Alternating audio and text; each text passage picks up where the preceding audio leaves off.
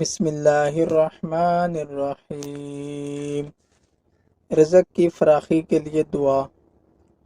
اللہم ربنا انزل علینا مائدة من السماء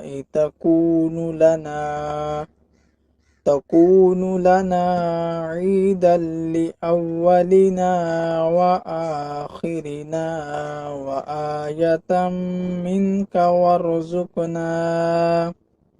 وارزقنا وأنت خير الرازقين۔